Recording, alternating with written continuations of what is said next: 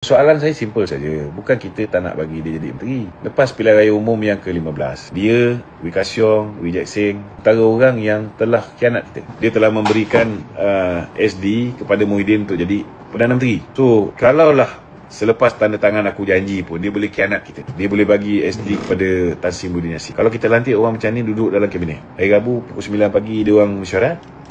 Tengah hari Muhyiddin dah tahu dah. Tengah hari Muhyiddin dah tahu exactly apa yang dibincangkan dalam mesyuarat.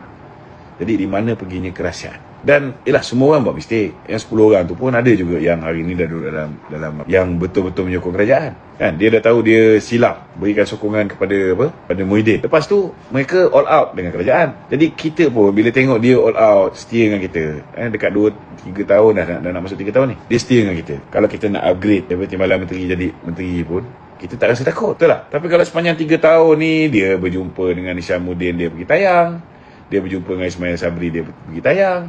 Dia bermesra, ramai mesra dengan geng-geng Perikatan Nasional pun dia pergi tayang dalam Facebook dia, dalam TikTok dia. Siapa nak percaya dengan orang macam ni? Dan kerja dia hari-hari duduk belasah kerajaan. Ada tengok Wee Ka Siong belasah Perikatan Nasional? Ada tengok Sarabanan belasah Perikatan Nasional? Tak ada, betul tak? Jadi sebenarnya dia di mana? Dia dengan kita ke dengan musuh kita?